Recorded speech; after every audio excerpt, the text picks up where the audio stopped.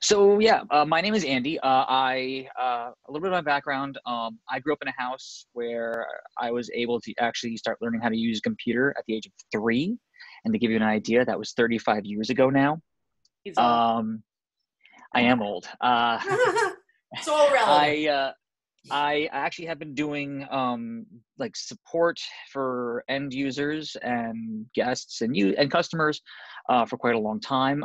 Prior to my current job, I spent 8 years working in the Apple retail stores as a mobile technician, meaning that I would troubleshoot, triage, repair, or replace mobile devices like iPads, iPhones, iPods.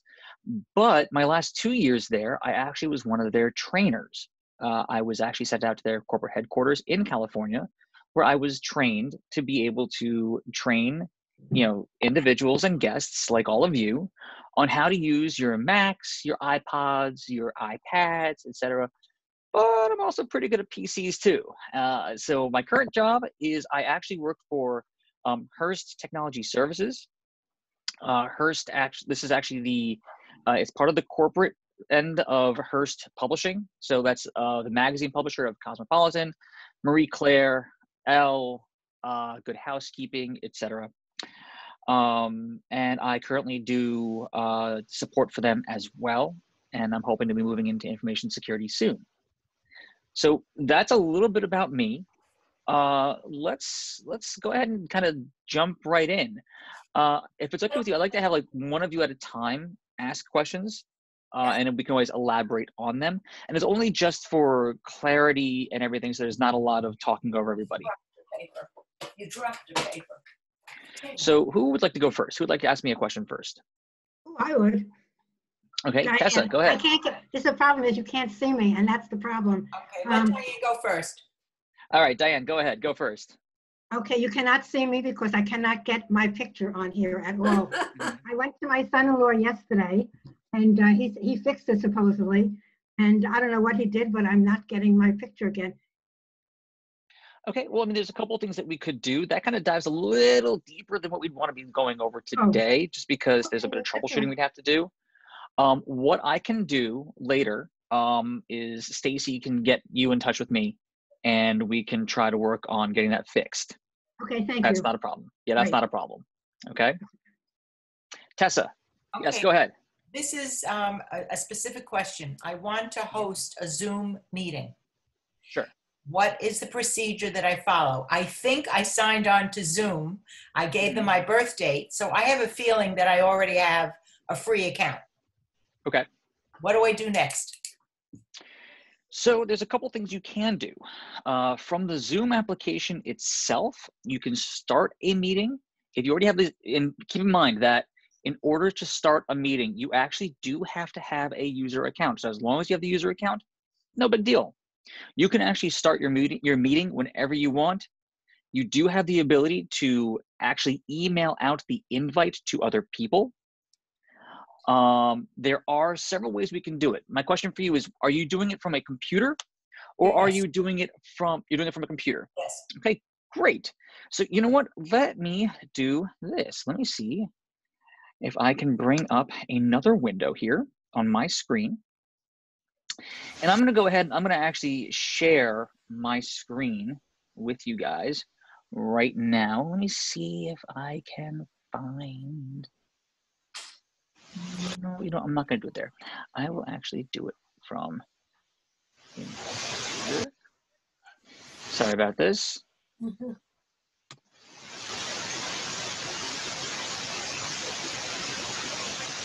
What is that noise? I hear water. Somebody taking a bath? Okay, so I've actually gone over and I've opened up a new browser window. Now this case, I'm using Google Chrome. I could be using any browser I'd like, but in this case, I'm gonna just go to zoom.us. Now, in this case, I'm gonna have to actually get a login. Give me 1 second here.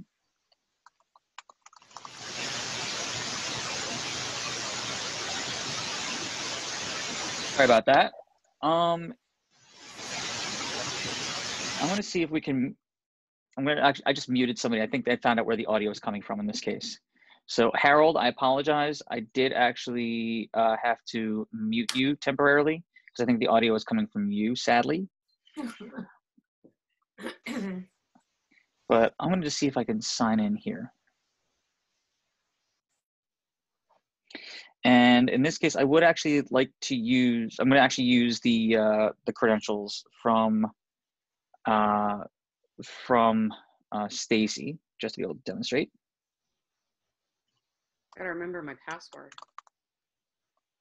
Well, we better figure that out, shouldn't we?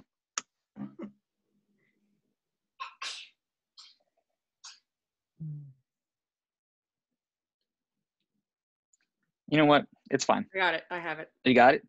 Okay. As is. Okay. Okay.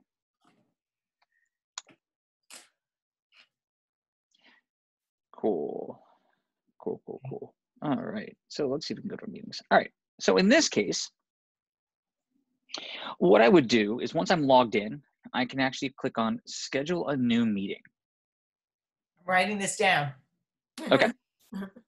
And schedule a new meeting, by the way, is right on that dashboard. So as soon as you log in, you know, if you actually just click Zoom at the top at that point, oh, no, it should have actually allowed me in. I'm going to my account. Okay. Let me get this up. Can I move this? Yes, I can. Oh, thank you. Okay. Right. So if I go to meetings, I can now choose to schedule a new meeting. And I can call it whatever I want. No big deal.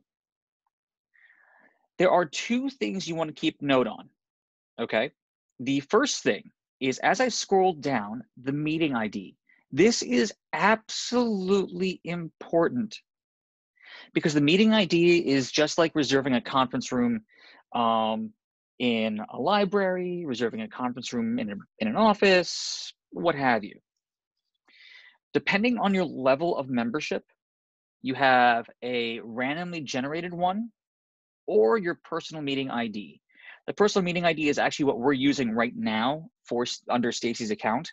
Oh, it's not. I apologize. It's actually generated automatically. I apologize. But I keep it the same to have consistency with all of my meetings. So Okay. For those of you who would want to join, and if you had the numbers for this meeting, like in the emails that I send out every day, you'll notice they're the same numbers. So that way you don't have to go looking back. If you wanted to join Reach on Thursday, you can just come back and be like, oh yeah, it's that same number. Okay, so thank you for that. Little hint over there. All right, thank you for that. So again, the generate automatically is a randomly, in this case, 10-digit number.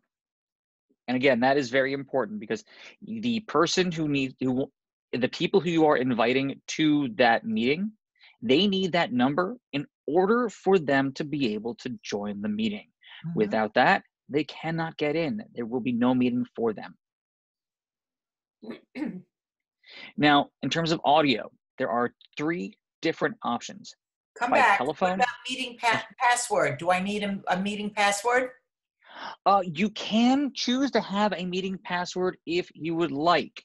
Under personal meeting ID, it looks like, oh no, actually it is actually saying you have to have a meeting password. Okay.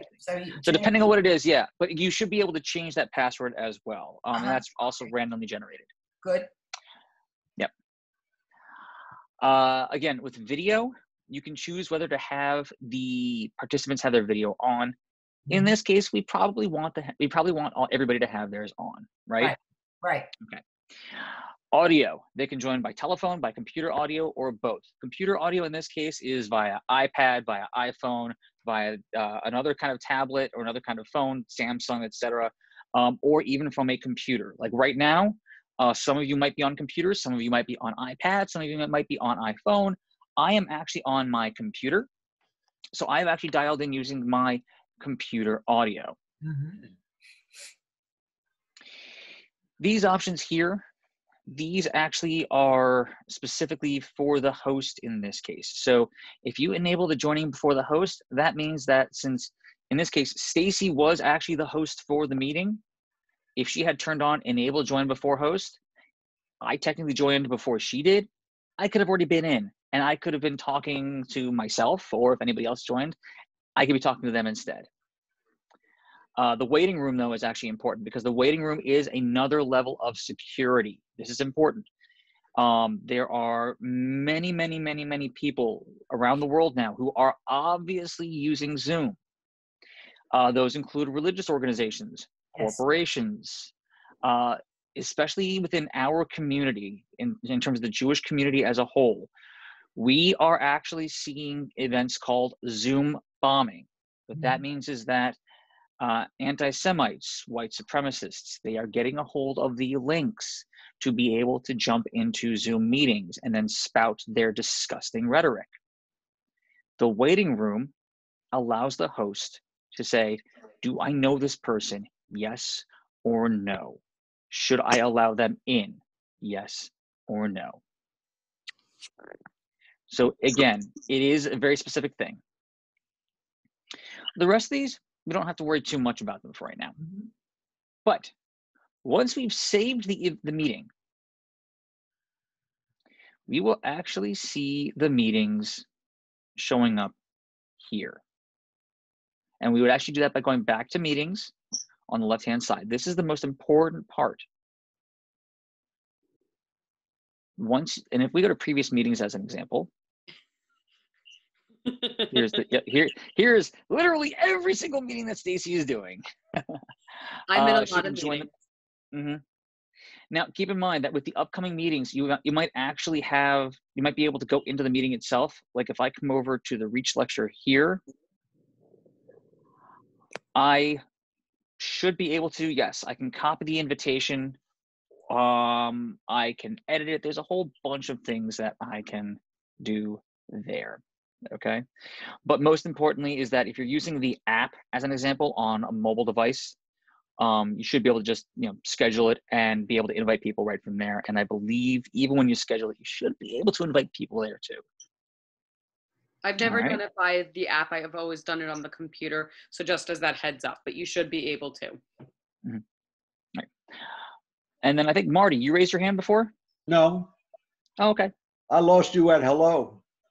Oh, yes, sorry. If I'm having a meeting and next month I have the same meeting, would it be okay just to reschedule this meeting? You can try. Recurring you meeting. Try that, yes. Yes, you can try that. Okay. So what I did in this case, in order to have the same number for all of my meetings, right, is that I have it as a recurring meeting. Okay. And I am trying to unmute David, and for some reason, I cannot unmute him. David, see if you can unmute yourself, please.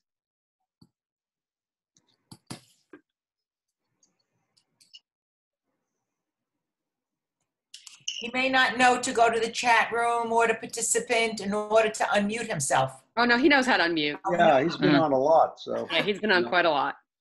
I'm trying to unmute. Yeah, and I'm trying to unmute him right now, and it is not allowing me to. Stacy, can you try to unmute David for me? Oh, how about now? Oh, nope, he's back. He's back. Hey. He knows what he's doing. Yeah, we got audio from David now. All right, David, what can I help you with today, sir? We were trying to get HBO the other day. I wanted to see the movie Plot Against America. And we got, I forget which one we got. It was either HBO Now or HBO Go. But anyway, we missed the first part of, well, we was, at that time, we were looking at Bad Education, and it came on in Spanish, and we didn't know how to get it to English, and it took a while. We asked several people from different places at my Optimum Online cable television and they couldn't figure it out either. And finally, I figured it out. It was very simple. It was on a different channel. You had Spanish channels and you had English channels. Which is the best? I don't have a smart TV. I have a TV, but it's not smart. And also I have a smartphone. Is it better to get HBO Now or HBO Go? I don't know which one I presently have. Sure. So my question for you in this case is, were you trying to watch the movie on TV or on your mobile device? On TV. Okay. On your TV, you actually only have the HBO television stations through your cable service provider. So you might be able to do on demand through there, but HBO Go and HBO Now are not actually part of that. HBO Go and HBO Now are services meant for a mobile device, like again, iPhone, iPad, etc. If you have a paid subscription with HBO, you would be using HBO Go. HBO Go is what is used with your, say, Optimum login, your Fios login, your Time Warner login, wherever whatever service provider you might have. If you have email through them and you are paying for HBO through that service provider, then you'd be using HBO Go. HBO Now is a standalone service. HBO Now you can subscribe to independently on your mobile device. You can stream video from there. I do not know if you can download video. I know with HBO Go, once all of this is over, if you wish to go on a flight, you can use HBO Go with a wireless connection. But obviously, if you're in the air, HBO Go, you will not be able to use that service very well. So, to simply answer the question, regular HBO is available with your cable service provider. They might have on-demand service. It is not HBO Go. It is not HBO Now. Those are reserved for mobile devices and the mobile platforms. So, Android, iOS, that kind of thing. Mm-hmm. All right. I do see a digital hand raise from Beck's iPhone. Well, can I just ask one more question, Andy, before you go? Oh, yep, sure. Go ahead, David. How do you find out what movies are on, let's say, on HBO? And actually, I did get a subscription yesterday. I had one before, and I changed it to a different one. I don't remember whether it was the Now or the Go, but I did pay for a subscription. But how do I find out what movies are on, and how do I use it? They told me to use a certain channel, 900. They said that would be the channel that was on. But I couldn't, we went to 900, we couldn't figure out how to get the HBO and the movie. Mm-hmm. That actually comes again down to your service provider. Do you have Verizon or do you have Optimum? Who is your service provider? We have Optimum. Okay. So then they're talking about doing it on demand. That's kind of tricky. I would have to see if I can find like a walkthrough for you online that you might be able to view as a video, as an example, to kind of get an idea. I might be able to try to find a document as well. So let me do some research for that, and I'll see if I can provide it to Stacy to send over to you. Okay. If you had Verizon, David, I could help you. It's very easy on Verizon. Okay. I have a question. Well, actually, I want to go back to Beck first. Beck actually did raise their hand. Okay. Thank you. You're welcome. Beck, what can I do for you today? Is that Gloria? Yes, it is. I'm shocked that I even got on because I am so tongue-tied and hand-tied. What can I tell you? My question to you is that I would like to buy a smart TV. And I wanted to know what your opinion is, which type of TV should I look for, and what part of it that I should be very specific in looking for. My grandson, God bless him, just got me onto Netflix, and he got me onto Amazon, but I can't get it onto my TV because I don't have a smart TV. So what would you recommend? I know Samsung, everyone says. So that's my question. Oh, you kind of broke up there at the end. Yeah, so in answer to that there are really, it used to be like back when I was a kid, like the way to go would be, you know, like Zenith or RCA or Sony. You know, those are like the old, the regular standard definition televisions. You know, and or Realistic, I think was another one of the brands. It's been a long time. Smart TVs now, in terms of the product, I would actually have to say, like, again, yes, people are saying Samsung is kind of the way to go. In a lot of ways, they're right. Samsung and LG are both two excellent brands for televisions. In terms of the smart interfacing, meaning, like being able to add apps like Netflix, Amazon Prime, etc., they tend to be a lot easier than you would think. If you don't want to go spending a lot of money and you want to just be able to add on the services, without a problem, what you could actually do is you could look to get something like an Apple TV, a Roku, a Prime, like a Fire Stick, something like that. That instead of getting the smart aspect of it, you're adding in these aspects to it through a separate device. In my home, both my TVs are smart TVs, but they're old. What I've done to be able to support those instead is that I've gotten two different Apple TVs, one for my living room, one for my bedroom. Both of those do have Amazon Prime on them for watching video. Both of them do have Netflix. They have Hulu. They have everything I need, and they are always adding more apps on. And so they're adding these abilities without spending any extra money. So instead of me spending, say, $800, $900 on a larger screen TV, I can spend $150, maybe even less, and it just plugs right in. And yes, it has. Can I say one thing? You know a lot more of this certainly than I do, but we didn't have a smart TV. We wanted to see Netflix. You need a smart TV to see Netflix.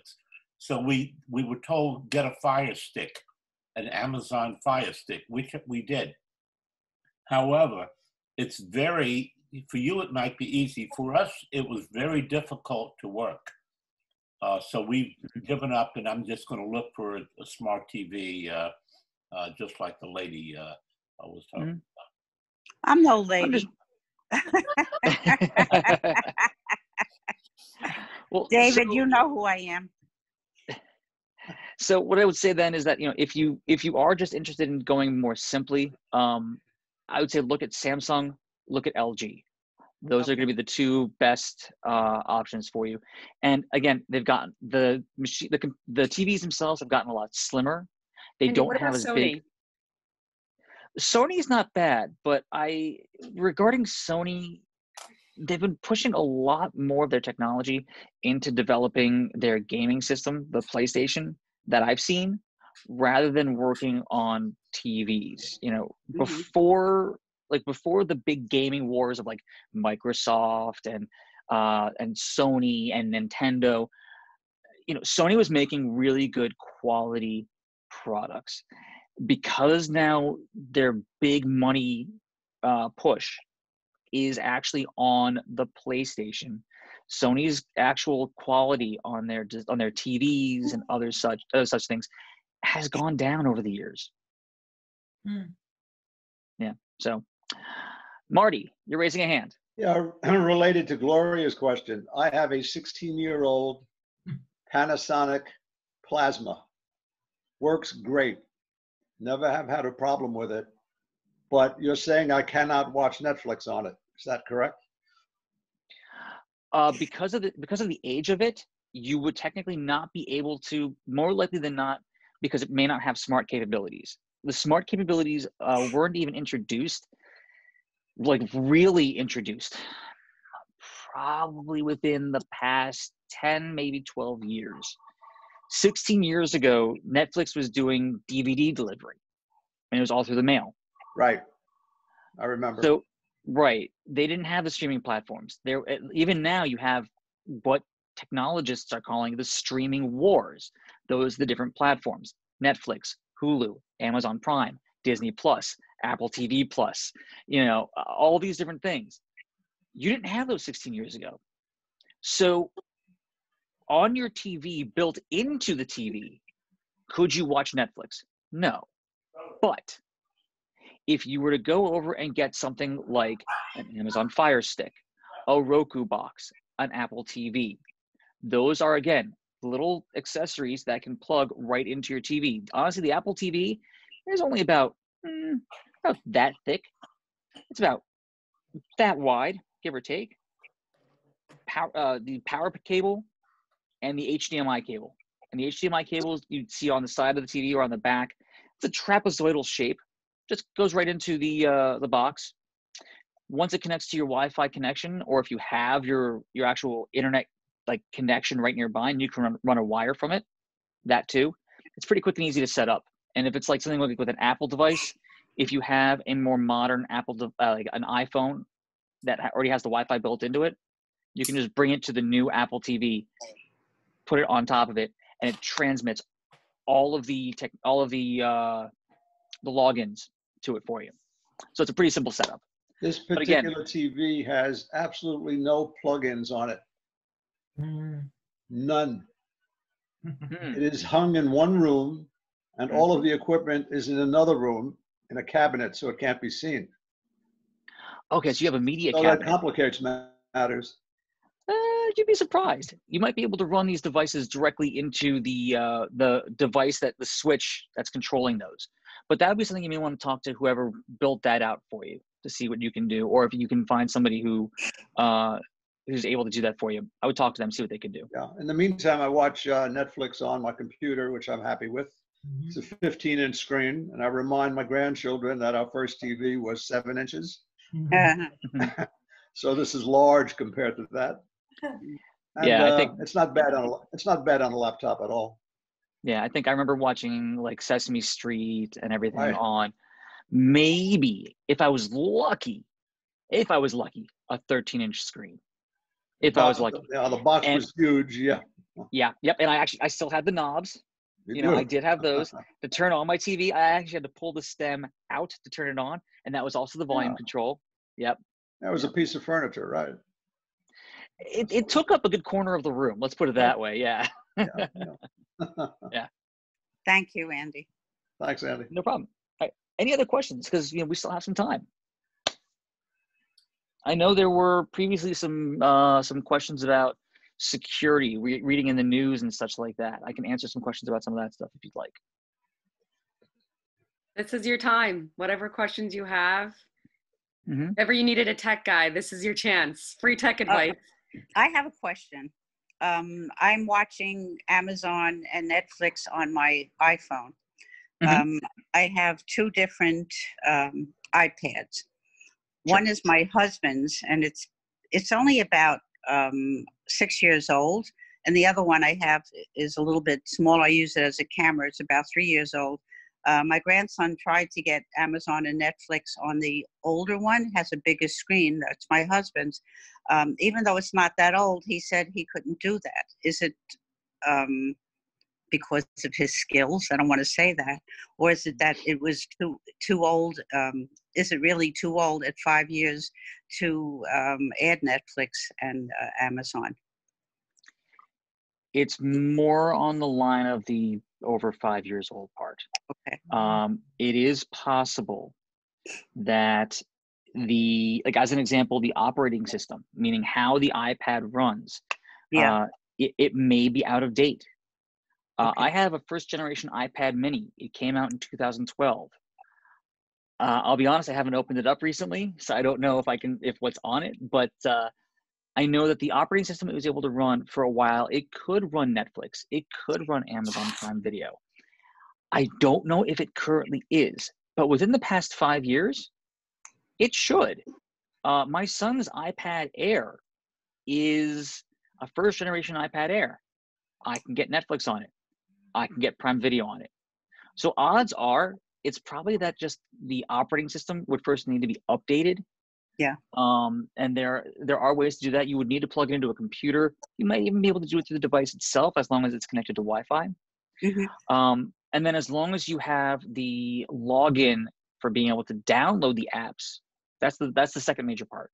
If you don't have that login, you can't download the apps because they act as purchases, even though they are free. Okay, so the other one is 3 years old. I didn't give him he didn't try for that one. It's the older one. I guess it's just that the screen is so much bigger than my iPhone. I mean, I don't even know how, this is an 11, I think, or whatever. It's not big enough to really watch a good program for a long period of time. I mean, I have an 11 Pro Max, and I used to have an iPhone 10. When I'd be commuting, I had to rely on what I had. And for me, it worked fine. But I can completely understand what you're saying. The standard size iPad has a great size screen, and again, it being like 5 years old, honestly, you should be able to watch it. It shouldn't be a problem. Okay, we'll try again. I thank you. What else? Yeah. Marty. All of these programs are saved, are they not? The ones that Stacy is doing? The Zooms. Zooms? Yeah. I am actually recording this one for her, yes. Can any of them be sent in the future to someone who wants to see a particular subject? I am working. For example, the one we were supposed to have today from the social worker? It will be Thursday. Yeah, but if that person, my son, can't watch it because he's working and wanted to watch it, say, in the evening, would he be able to pick it up somehow? So because I record, and excuse me, Andy, for answering this. This is actually more of a question for me. I have been recording all of our Reach Zooms. The one from last week is already on the JCC website. Excuse me one second. Get out of the fridge. Get out of the fridge. He's about to eat an apple that's not washed. I'm sorry.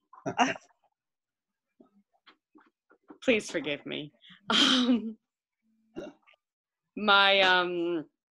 So yes, so all of the Reach lectures that we have had while being virtual are being recorded. I'm working with our marketing department to put them up on the JCC website.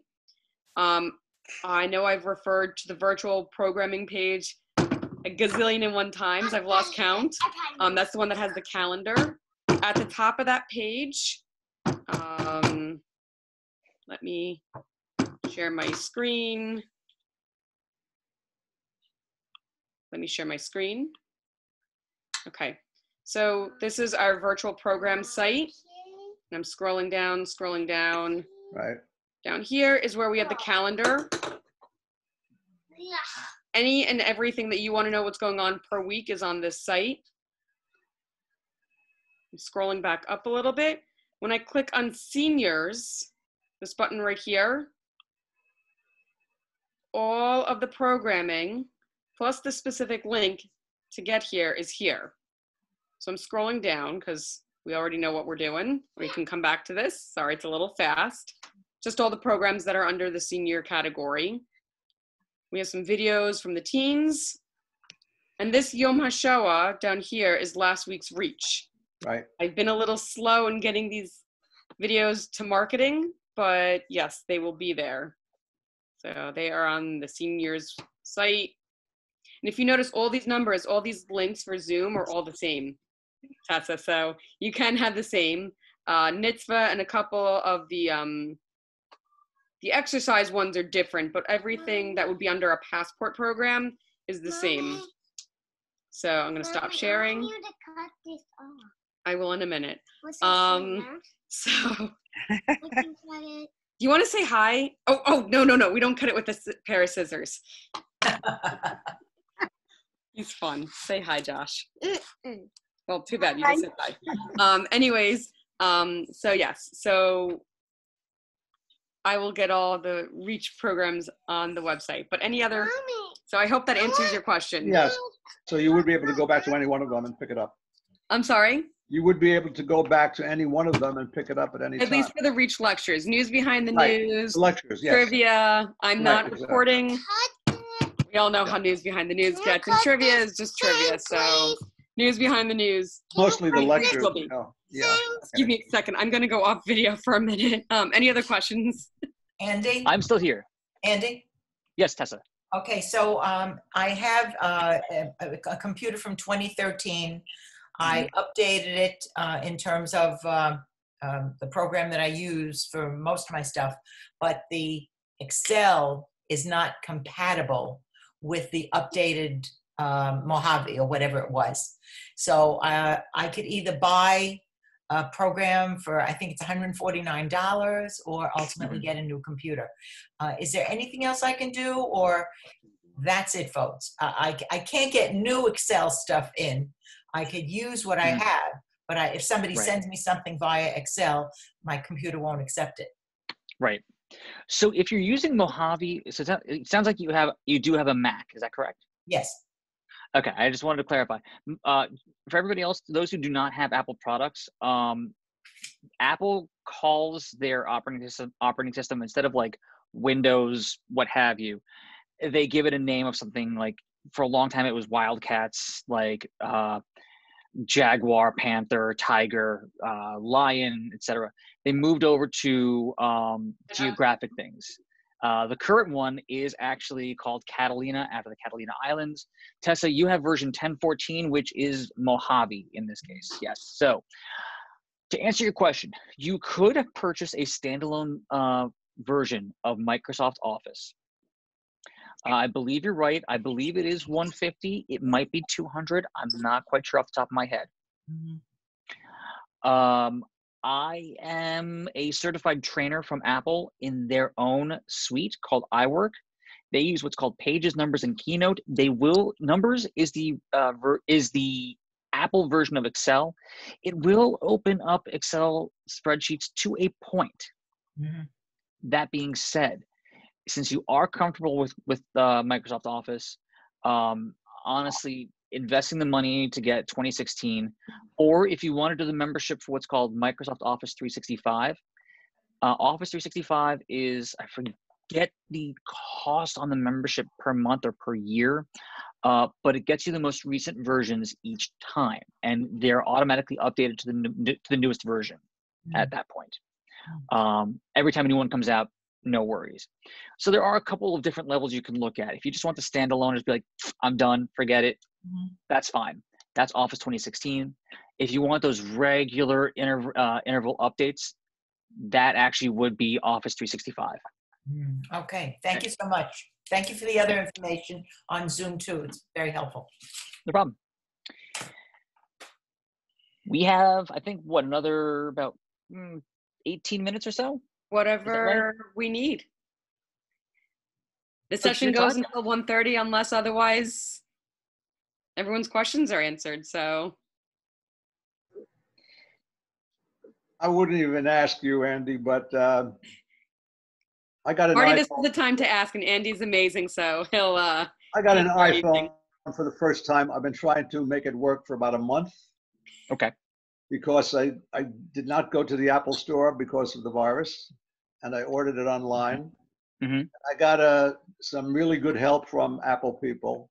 And I'm at the point now where it's supposed to be working, but when I make a phone call and it connects to Verizon, I don't get the person I'm calling. I get Verizon spouting something to me that I don't understand. Okay. So I don't know where I am with it. Have you been able to successfully make any phone calls? No. Through your phone? No. Okay, that is a problem. If you have a if you have a landline, like an actual home phone. I do. Okay, give Verizon Wireless a call. What they should be able to do is they should be able to help you get the phone activated. Okay. It's possible that your telephone number was not put onto the new phone. It's possible that the telephone number just hasn't been activated on your phone yet. To be fair, obviously this complicates things for me because I'm very familiar with doing the activations and everything. Obviously, the situation being what it is, there's no way I can come out to you, unfortunately. It's not safe for you. It's not safe for me. Sure. If the Apple store was open, it would be no problem. Oh, if the Apple Store, first of all, if the Apple Store was open, you wouldn't be talking to me today because I'd also be at Exactly. work in the city. Also, you guys would probably actually be in the JCC. Let's just face matters for what it is. Yeah, so give Verizon Wireless a call. See what they can do to help you activate it. They may need to send you a new card, and the card is only like, it's really small. It's They like, did. I have that. yeah, and they may just have to have you, put in a new card with the number into the phone. By the way, the instructions to me were upside down because when I looked at the instructions when inserting the SIM card, Mhm. it's a little rectangle, you know that. And there's a notch in the upper left-hand corner. Depending on which way you're looking at it, yes. Yeah, and I looked at the instructions, and that's the way I put it in with the notch in the upper left-hand corner. Didn't work. So after about 10 minutes, I said, I'm going to rotate it 360 degrees and put it in. It worked. I'm wondering then. I'm wondering if the SIM card may still be somehow upside down.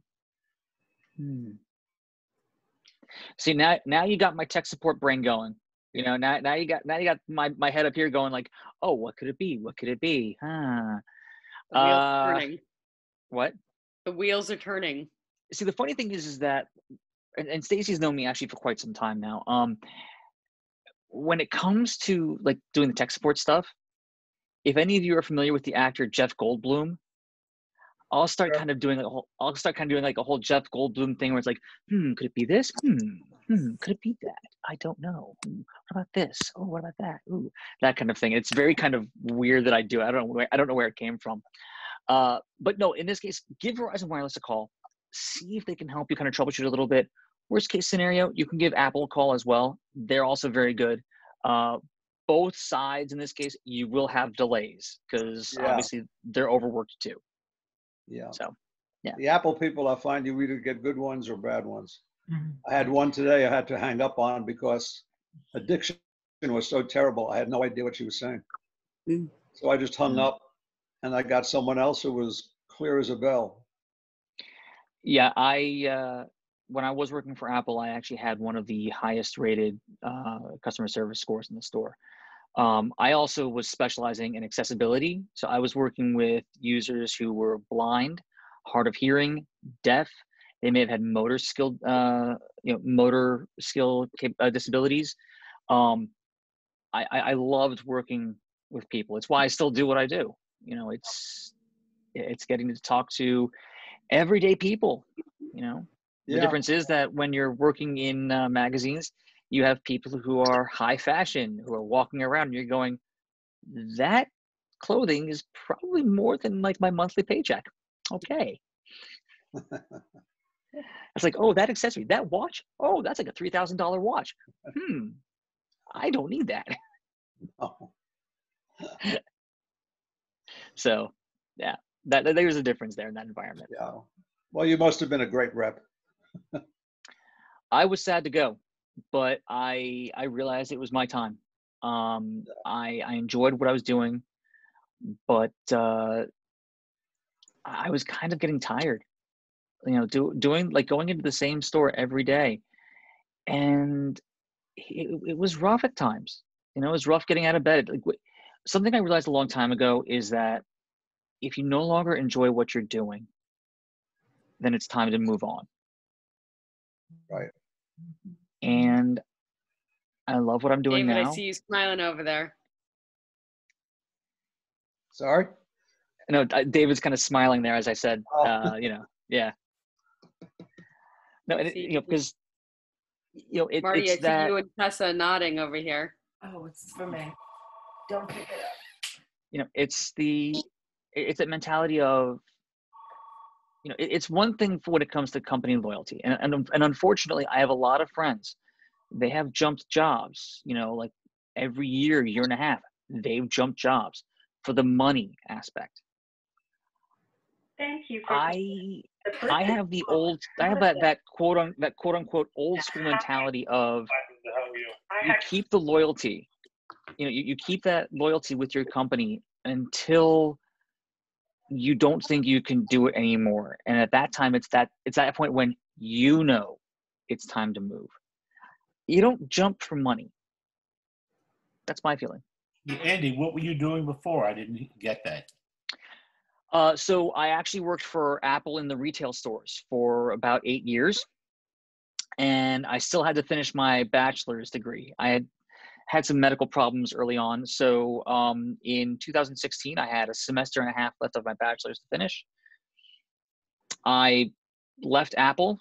I finished my bachelor's, and within a month of me finishing my bachelor's, I got picked up by Hearst to do IT for their magazines, their newspapers, and their television stations. Yeah, and so I'm based out of New York in Columbus Circle, and I love it. I kind of like. Do I miss the commute? No. Do I miss the office and the people? Really does. True. Yeah. But do I miss the office? Do I miss the people? Absolutely. I miss the environment. It always was a productive environment for me in the office, and I cannot wait to be going back, to be honest. Not because I don't want to be at home anymore, but I do miss those faces. I do miss that camaraderie, that comes with it. So you're working from home? I am. Yeah. I am. I would turn off my virtual background to show you where I am, but I'm actually working from my bedroom, so not going to happen. Just a little side story. My son was a computer science major at Hofstra, and when he graduated, he found out that they were hiring a lot of people, from other countries, and there was a slew of them. So he decided to go. That was his senior year. He went back to school and decided to go to law school. So he went after he got his computer science degree. He went to law school, and in law school, he wanted to do when they do a lot of technology and engineering. Anyway, you needed that degree to do what he was going to do. So they were going to give him credit because he had gone to college and majored in computer science. Turned out he went back to Hofstra to ask for his credits. And they said, we're not an accredited school. We're not an accredited computer science school. Therefore, you can't use our credits. That was the first time that he found out that they were not an accredited school. Wow. So if you have grandchildren and they go to school for something, you better make sure that the school is accredited in that area. Mm-hmm. Well, I'm wondering then when this was, because I actually graduated from Hofstra as well, and their computer science program is really quite phenomenal now. Is it on par with others? No. But I mean, I know multiple people who graduated with computer science degrees from Hofstra who have gone on to doing things for major companies in Manhattan, or they're doing tech recruiting, as an example.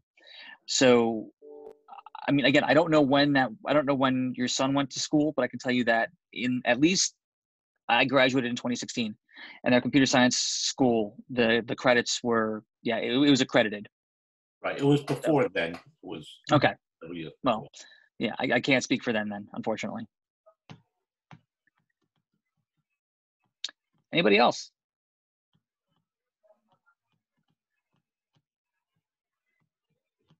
Okay. Well, since anybody last minute questions for Andy? I thank you. Very much. Gloria, I've been trying to get in contact with you. I probably am not recognizing your number. I don't pick up numbers. You have to, you're a 516 number? Yes, I am. Garden City? Yeah, probably. Yeah, I get 2 or 3 from Garden City. I don't know who they are. Right. I'll pick up the next time. Okay. I'll call you this afternoon. Okay. But before everyone goes, first of all, I do again want to apologize for the mix-up for today. I really appreciate you staying around and inviting Andy to be with us today. So the rest of the schedule for the week is, let's see, 11 o'clock tomorrow. I have to go on the JCC website. I have no idea what I'm even doing anymore. You're not the only one. These days kind of blend one into another. The only way I know it's daytime now is Well, I was just, the only time I know it's daytime now is that I look outside and I see the sun up and I go, oh, okay, it's daytime. 11 o'clock tomorrow, Diane will be moderating the book club. Diane, I'm so sorry about that. I blanked out. 12 o'clock. No problem. 12 o'clock tomorrow is Nitzvah. 1 o'clock is Conversational Yiddish with Terry. Conversational, not a class. Sorry. Thursday, and emails with everything. I'll send an email with everything for the day. The link will all be the same except for Nitzvah.